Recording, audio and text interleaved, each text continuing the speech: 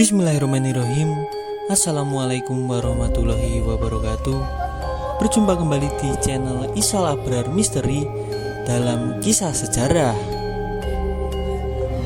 Di video saya kali ini, saya akan membawakan kisah sejarah, yaitu tentang berdirinya Kerajaan Mataram Islam di era kepemimpinan Sultan Agung. Seperti apa kisahnya dan bagaimana jalan ceritanya? Pokoknya jangan kemana-mana, tetap di channel Isal Abrar Misteri.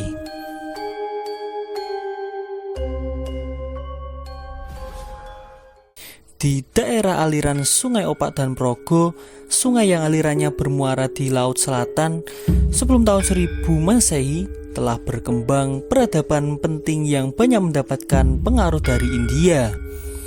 Pada abad ke-8, wilayah Mataram yang sekarang disebut Yogyakarta merupakan pusat kerajaan Mataram Hindu yang menguasai seluruh pulau Jawa. Kerajaan ini makmur dan memiliki peradaban yang luar biasa. Peninggalan monumental dari kerajaan tersebut adalah candi-candi dengan arsitektur yang megah, misalnya Candi Prambanan dan Candi Borobudur. Pada awal abad ke-10, kerajaan ini terkena dampak letusan Gunung Merapi yang sangat dahsyat, sehingga pusat pemerintahan dipindahkan ke Jawa Timur. Rakyat Mataram kemudian meninggalkan tempat tersebut, sehingga wilayah itu lambat laun menjadi hutan lebat. Pada abad ke-14, ketika raja-raja dari Kerajaan Majapahit memerintah di Jawa Timur, Mataram merupakan salah satu tanah mahkota yang kurang penting artinya. Tidak ada sedikit pun yang menunjukkan kenangan akan Raja Mataram Hindu yang hidup beberapa abad sebelumnya. Kelihatannya pada catatan para rohaniwan Buddha di Keraton Majapahit terdapat nama-nama beberapa tempat suci di Jawa Tengah bagian selatan yang didirikan pada zaman kemakmuran Kerajaan Mataram Hindu. Tidak diketahui apakah pada abad ke-14 kelompok-kelompok religius Buddha atau Siwa yang tentu berkaitan dengan tempat-tempat suci kuno di wilayah Kedu dan Mataram. Dalam hal kehidupan materialnya, masyarakat religius bergantung pada hasil tanah yang dikerjakan oleh buruh-buruh mereka. Dapat diperkirakan bahwa makin berkurangnya tenaga kerja agraris yang tersedia sebagai akibat berbagai bencana alam di daerah sekitarnya, mengakibatkan berakhirnya kemakmuran material kelompok-kelompok religius itu. Setelah agama Islam diterima oleh masyarakat Jawa yang ditandai dengan runtuhnya Kerajaan Majapahit, maka perkembangan agama itu semakin memperkuat legitimasi politik dan kekuasaan, ditandai dengan berdirinya Kerajaan Demak sebagai kesultanan pertama di Pulau Jawa. Raden Patah yang merupakan keturunan raja terakhir Majapahit kemudian menjadi Raja Demak pada tahun 1478 sampai dengan 1518. Kesultanan tersebut berakhir setelah 4 periode bergantian kekuasaan. Periode terakhir ada di 1946 sampai dengan 1549. Demak berada di bawah kepemimpinan Sunan Prawata. Selanjutnya Sunan Pradanaran, salah satu pendakwah Islam terkemuka yang semula berkedudukan sebagai Bupati Semarang, mulai merintis kembali peradaban di bagian pedalaman selatan Jawa Tengah, tepatnya di Bukit Tembayat, daerah Klaten saat ini. Meskipun pengaruh kekuasaan kewalian dalam tataran keagamaan masih terbatas di wilayah pantai utara Jawa, kehadiran Sunan Tambayat atau Pandanaran mulai membuka mata para pemimpin politik kenegaraan untuk melebarkan kekuasaan mereka ke wilayah selatan. Beberapa tahun kemudian, Pulau Jawa berada di bawah kekuasaan Kesultanan Pajang yang berpusat di Jawa Tengah. Sultan Hadiwijaya kemudian menobatkan diri sebagai raja sekaligus penerus Kerajaan Demak. Boleh dipastikan bahwa pada tahun 1546 Kesultanan Demak berakhir. Arya Penangsang dari Jipang berhasil merusak Demak karena tidak sempat menduduki tahta kesultanan. Joko Tingkir alias Hadiwijaya hadir sebagai pihak ketiga yang justru memperoleh kemenangan dan kekuasaan. Sunan Prawata dan Arya Penangsang kedua-duanya gugur. Tarik tahun yang terdapat dalam Babad Tanah Jawi mengenai gugurnya Sunan Prawata pada tahun Saka 1453 dan gugurnya Arya Penangsang di tahun 1471 kurang dapat dipercaya.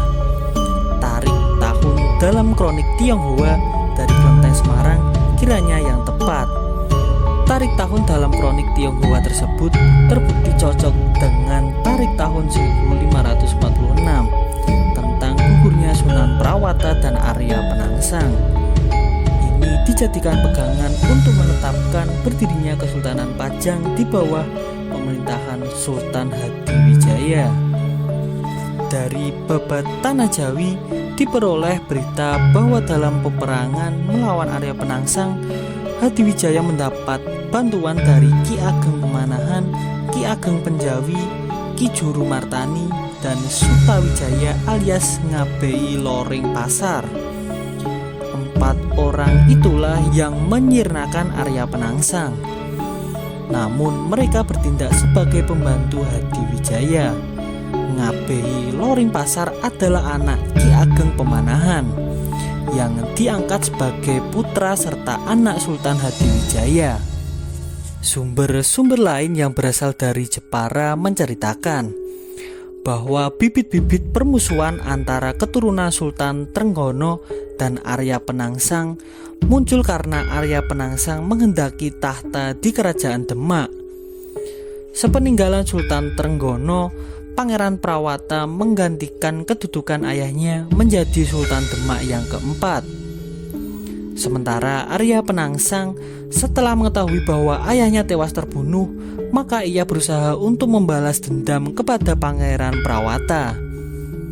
Saat itu Arya Penangsang memanggil bawahannya yang bernama Rangkut dan diperintahkannya ke Prawata untuk membunuh Sunan Prawata. Setibanya di sana, Rangkut menjumpai Sunan Prawata yang sedang sakit.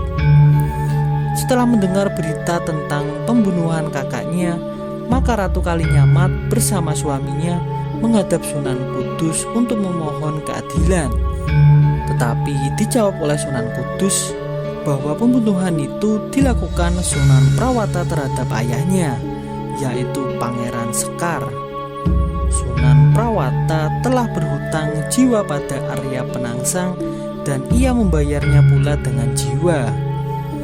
Ratu Kalinyamat dan suaminya Pangeran Hadiri yang hendak pulang ke Jepara di tengah jalannya ternyata dicegat oleh orang-orang Arya Penangsang, sehingga terjadi perkelahian yang mengakibatkan Pangeran Hadiri terluka cukup parah. Akibat lukanya yang cukup parah, Pangeran Hadiri akhirnya meninggal dan jenazahnya diusung oleh para pengiringnya. Jenazah Pangeran Hadiri kemudian dikebumikan di Mantingan. Sebagai sikap menuntut balas atas kematian saudara dan suaminya, Ratu Kalinyamat meninggalkan istananya di Krian dan kemudian bertapa di Dukuh Gelang atau Gilang, kira-kira 1 km sebelah timur dari Masjid Mantingan.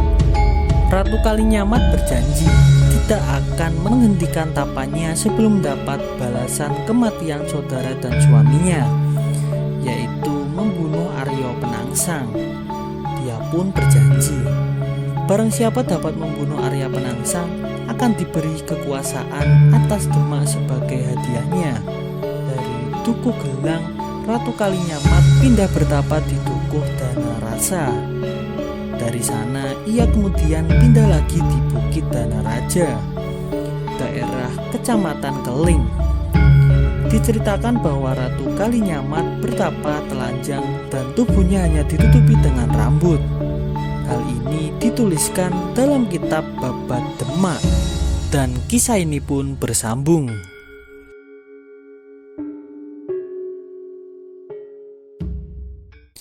Demikianlah kisah sejarah kali ini. Saya memohon maaf apabila ada kata-kata yang kurang berkenan di hati teman-teman semua. Sekali lagi jangan lupa untuk like, komen, dan subscribe di channel dan video ini agar channel ini bisa berkembang dan lebih baik lagi untuk kedepannya. Dari saya cukupkan sekian, banyak kurang dan lebihnya saya mohon maaf. Wabillahi taufik wal hidayah. Wassalamualaikum warahmatullahi wabarakatuh.